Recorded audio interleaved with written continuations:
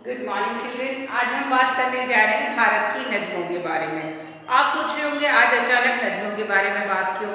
क्योंकि अब इस कक्षा में आप जो अगला पाठ पढ़ने जा रहे हैं वो है आपकी एक नदी पर आधारित सदा नीरा कावेरी। तो जब हम नदी की बात करते हैं तो पहले हमें नदियों के बारे में जान लेना आवश्यक है कि नदी होती क्या है, नदी कहते किसे हैं। तो नदी हम कह सकते हैं प्राकृतिक एक जल की धारा है, प्राकृतिक जल धारा है, प्रकृति से मिलने वाले जल का एक स्रोत है, रिसोर्स है। वाटर रिसोर्सेज आपने पढ़े हैं ईवीएस में कि पानी हमें कहाँ से प्राप्त होता है, वाटर रिसोर्सेज कौन कौन से होते हैं। तो आपने पढ़ा है कि हमें रेन से यानी बारिश से पानी मिलता है, हमें नदियों से पानी मिलता है। ये हमारे पानी यानी कि वाटर के रिसोर्स है, साधन है। तो हम कह सकते हैं कि नदी भी हमारे लिए एक जल का स्रोत है, सोर्स है, जरिया है, माध्यम है जिसके द्वारा हमें जल की प्राप्ति होती है। अब ये नदियाँ, इनकी शुरुआत कहाँ से होती है? पहाड़ी क्षेत्रों से ये नदियाँ उद्गम होता है, इनका शुरुआत होती है मैदानी भागों में, पहाड़ों से बहती हुई ये कहाँ आती है? मैदानों में बहती हैं और बहते हुए अंत में कहाँ जाकर मिल जाती हैं? सागर में जाकर मिल जाती हैं। ये हमें पता है कहाँ से शुरू होती है, पहाड़ी क्षेत्र से शुरू होती है, बहते हुए कहाँ आती है? मैदानी भाग में यानी प्लेन रीजन में आती है, उसके बाद अंत में कहाँ चली जाती है? सागर में जाकर मिल जाती हैं। अब ये तो हो गई नदियों की बात, उनकी शुरुआत किस प्रकार से हुई है।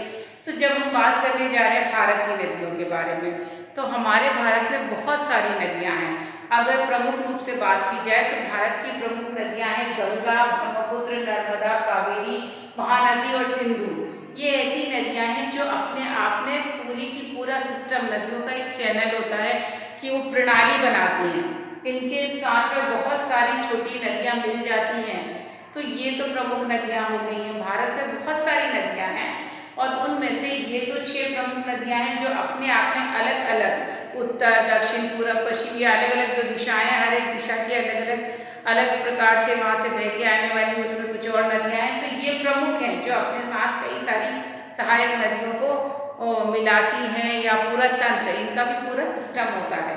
तो ये 6 नदियाँ हैं। इसके अलावा कुछ अन्य नदियाँ हैं जैसे कि यमुना, कोसी, गोदावरी, कृष्णा, महानदी, सरस्वती, बनास, ताप्ती, माही, चंबल, सतलुज, व्यास, साबरमती। ये सारी बहुत सारी नदियाँ हैं, इतनी सारी नदियाँ हैं। अब यहाँ पर आपको नाम बताने का मतलब क्या है कि जब आप किसी विषय को पढ़ रहे हैं तो आपको पता होना चाहिए कि आप 2 नाम याद करें हो, 4 नाम याद करें, मुश्किल से हमको 5-7 नाम याद होंगे, गंगा, यमुना, नर्मदा, ब्रह्मपुत्र, और अब आप कावेरी के बारे में पढ़ रहे हो। तो और भी कौन कौन सी नदियाँ हैं, तो ये सारे नाम हमें पता होने चाहिए। ये हमसे पजल वर्ग पहेली के रूप में पूछे जा सकते हैं नाम ढूंढने को। तो अगर हमें ये नाम पता ही नहीं होंगे तो हम खोजेंगे कैसे? तो पहले तो आपको क्या करना है कि पाठ शुरू करने से पहले भारत की प्रमुख नदियाँ करके इन सारे नामों को लिख लेना है, इनकी स्पेलिंग्स को याद कर लेना है, जीके में भी आपको काम लग सकती हैं। तो आपने ये बात की।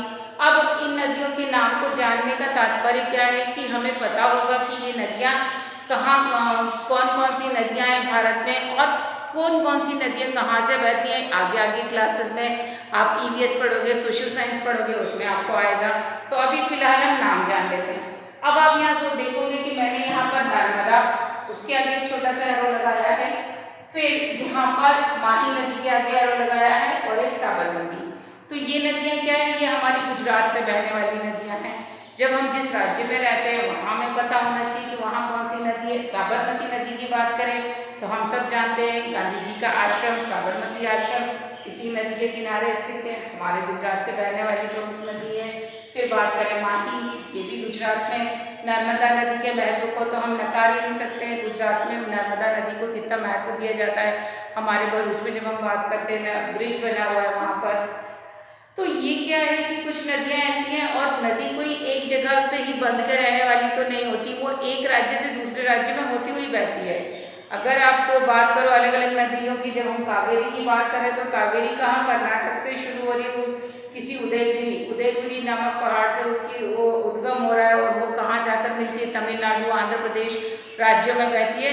तो एक नदी का पूरा जो रास्ता होता है वो बहुत लंबा होता है, वो एक से ज़्यादा राज्यों में जाकर बहती है और अंत में सागर में, यानी कि जैसे कावेरी नदी है वो बंगाल की खाड़ी में जाकर मिलती है। बंगाल की खाड़ी क्या है?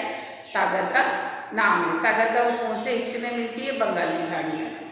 तो बे ऑफ बंगाल, जब आप मैप में देखोगे तो बे ऑफ बंगाल लिखा दिखेगा, वहाँ समझ आएगा। तो इस प्रकार यहाँ पर आपको क्या करना है? सदा नीरा कावेरी पाठ को पढ़ने से पहले ये जान लेना है कि भारत में प्रमुख नदियाँ कौन सी हैं, इन सारे नामों को लिख लेना है और ये जान लेना है कि हमारे राज्य से जुड़ी हुई संबंधित 3 नदियाँ कौन सी है, तो नर्मदा, माही और साबरमती। और उसके अलावा ये भारत की प्रमुख नदियाँ हैं। प्रमुख नदियाँ ये जिनके साथ कई सारी उसकी सहायक नदियाँ हैं। तो ये सारी चीज़ें हम विस्तृत रूप से हमारे इंग्लिश में भी पढ़ेंगे, लेकिन नाम जानना, उनके विषय में समझना हमारे लिए आवश्यक है। तो ये नाम आप सारे कॉपी में लिख लीजिए। और अब नदियाँ किस प्रकार हमारे लिए सहायक है, ये हम आपको अगले मॉड्यूल में आर्टिकल यानी अनुच्छेद के रूप में लिखवाएंगे। तब तक इन सारे नामों को लेखबद्ध कीजिए और उनकी वर्तनी को याद कीजिए। अपना ध्यान रखिए। Take care. बाय।